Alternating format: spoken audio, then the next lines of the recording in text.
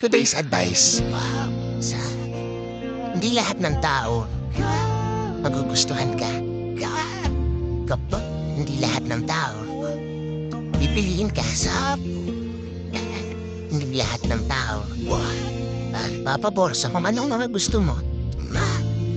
At hindi lahat ng tao sa paligid mo Tunay sa'yo. alam mo ba yung isang dahilan kung bakit parati na lang nasasaktan ka? Kasi naman, palagi ka na lang nakabase sa kung anong sasabihin ng iba. Sa kung anong tingin nila. Kaya ang ending, kakaligtaan mo na kung paano maging masaya. Minsan pa nga, kakalimutan mo na rin. Kung sino ka ba talaga?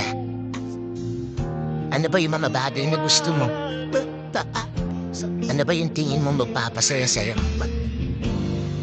Tandaan mong you can't please everyone. English yun Pero sabi nga nila, ano man ang gawin mo sa mundong ito, may masasabi't masasabi ang ibang tao sa'yo. Maganda man, o pangit ang komento, dapat tanggapin mo, lalo na kung totoo. Lalo na kung makakabuti sa'yo. Nakakatulong sa'yo. Pero dapat lagi mong tandaan, pag pangit naman yung binato sa'yo, saluhin mo pa rin. Pero dapat huwag kang magpapa-apekto. Isipin mo na lang, ikaw ang bida sa sarili mong kwento.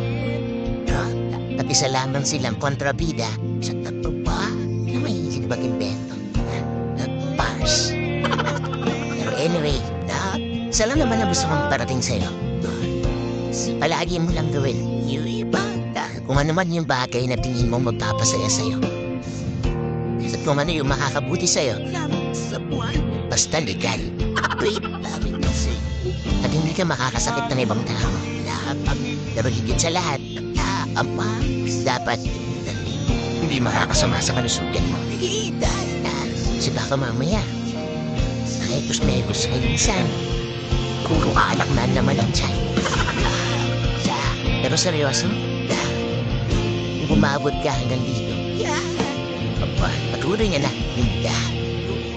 Maraming salamat. Lahat ng bawat narinig mo, palagi mo rin binabanggit sa sarili mo. Kaya kung pareho tayo, sure mo naman yung video na to. Para magawa natin may barinig sa iba.